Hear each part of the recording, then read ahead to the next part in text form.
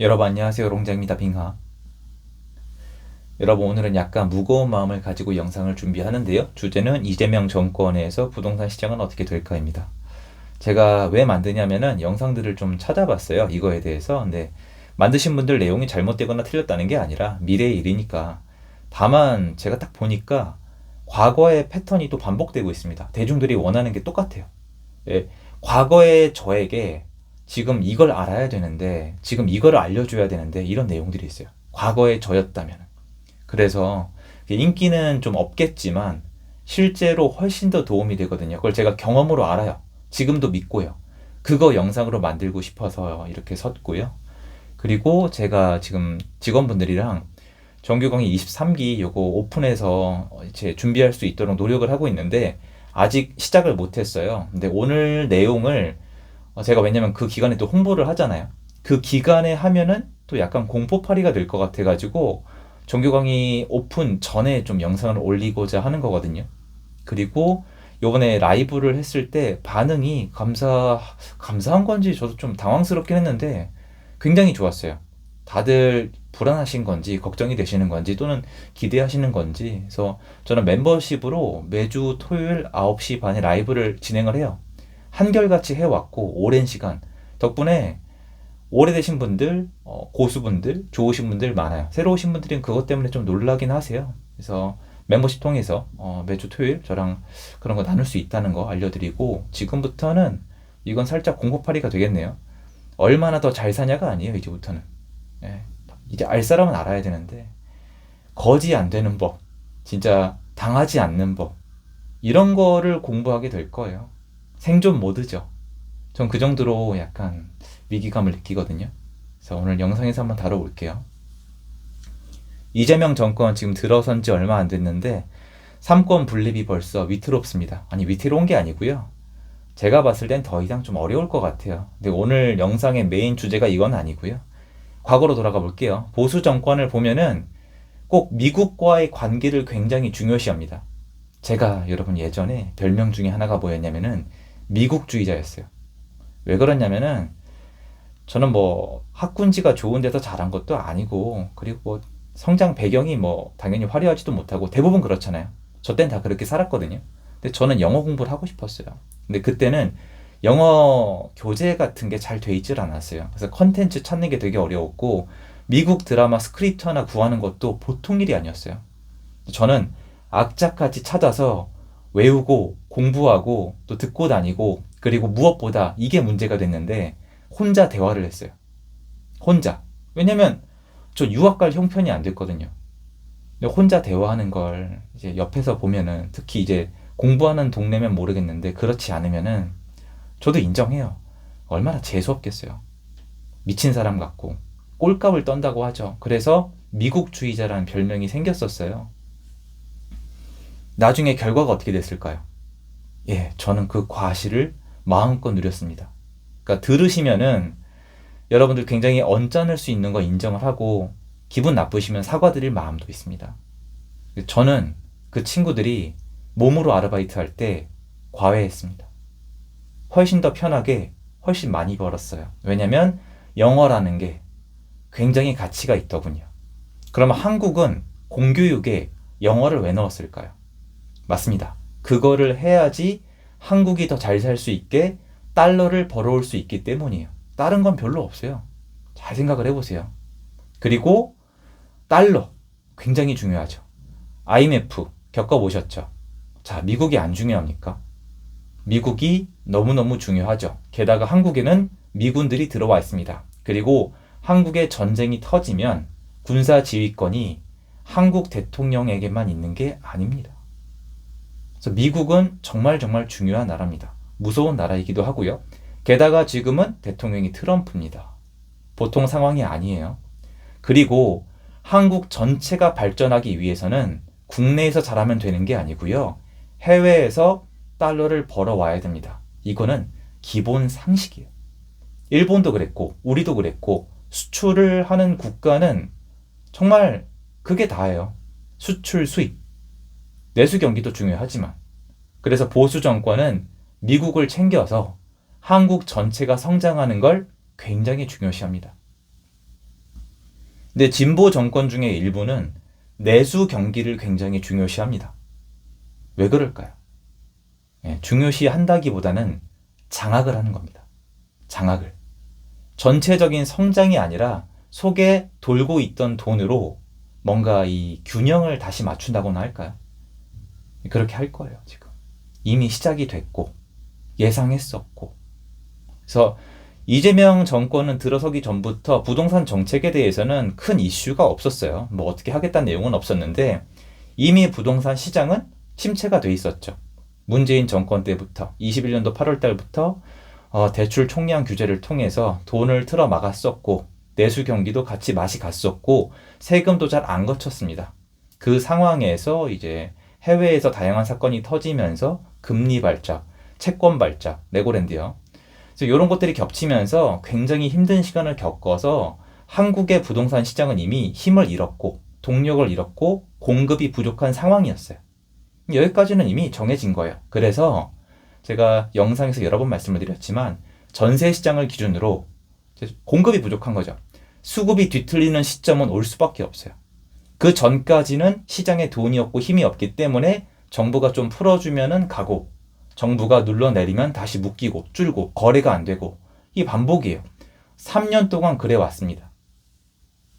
제가 하고 싶은 얘기는 뭐냐면은 이재명 정권이 오고 안 오고 예를 들어서 김문수 아니면 이준석 누가 왔든 간에 부동산 시장은 상승 방향으로 가고 있었고 전세 수급은 틀어지게 되어 있었고 계속 이런 식으로 시장을 누를 수는 없었고 더 누른다면 시점의 차이일 뿐이지 신규 공급의 부족으로 재앙에 가까운 시장이 올 수밖에 없던 구조입니다.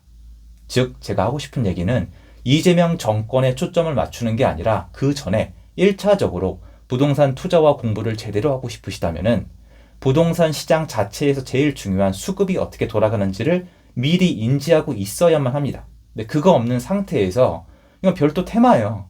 이재명 정권이란 테마. 그거에 집중하시면은 시장의 본질에 대한 공부를 못한 상태에서 또 여기저기 휘둘리게 됩니다. 대형 채널은 그걸 다룰 수밖에 없어요. 안 그러면 조회수가 안 나와요. 여러분 그건 이해를 해주셔야 돼요. 그분들을. 전 이해하거든요. 그럼 이재명 정권의 특색은 뭐냐? 돈 풀 겁니다. 근데 여기서부터 전 너무 답답해요. 돈을 풀면 어떤 효과가 있는지를 알려주는 분이 없어요. 왜 없는지는 저도 모르겠거든요. 이거 저는 이제 꽤 오래 있었거든요. 부동산 시장에서. 이제 20년을 향해 가고 있는데 유동성을 많이 풀면은 부동산이 오른다는 건 기본이에요. 근데 그게 아니라 더 중요한 게 숨어 있어요. 유동성을 많이, 빨리, 급격하게 푸는 게 아니라 과거에 비해서 늘리면은 그러니까 눌러있던 거를 풀면서 늘려버리면은 이 상승 지역이 퍼져요. 그래서 여러분 이거 역사적으로 맨날 반복인데 강남, 상구, 마용, 성광 주요 입지만 오를 때가 언제냐면은 유동성의 증가량이 제한되어 있을 때입니다. 지금 시장은 그것도 있어요.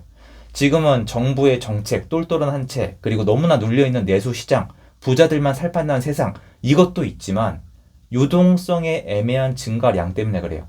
그게 대출을 풀었을 때 약간 늘어나면 다시 눌러버리니까 이렇게 되는 거거든요. 그 정말 테크니컬한 얘기예요. 강의 시간에 제가 데이터도 다 보여드렸고요. 이거를 완전히 넘어서서 유동성의 증가량, M2라고 할까요? 이게 확 올라가 버리면은 이 상승세가 옆으로 쫙 퍼져요. 이거예요. 약간 애매하게 잘 살던 분들도 돈이 더 생기는 거예요. 부자들만 돈이 많은 게 아니라 약간 덜 잘 살던 분들도 돈이 생기는 거예요. 그럼 집 사겠죠. 그래서 여러분들이 우리 지역은 언제 올라요? 이러면은 이재명 정권이 들어선 덕분에 그 시간이 앞당겨질 겁니다.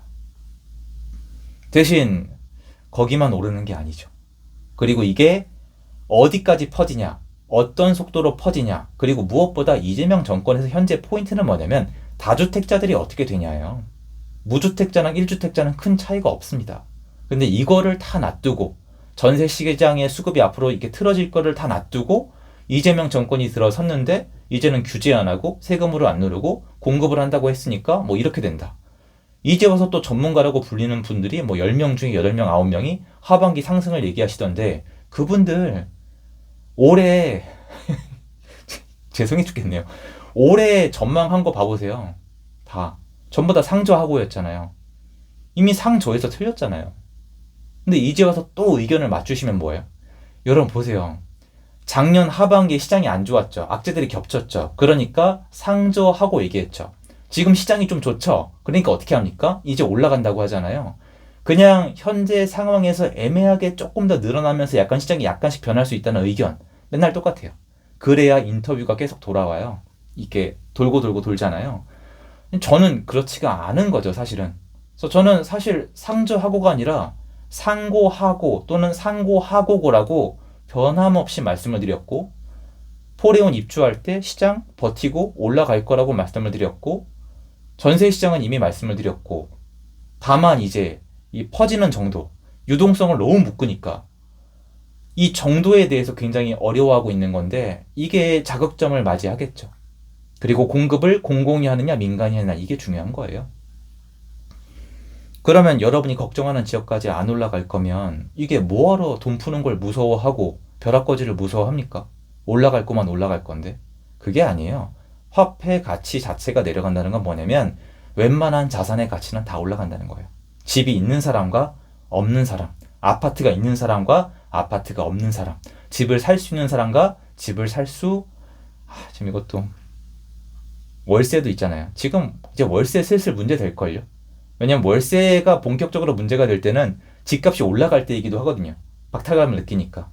그래서 월세를 내야만 하는 사람과 월세를 받는 사람, 이렇게 점점 사회는 나뉠 거예요. 거지 되는 겁니다, 진짜로.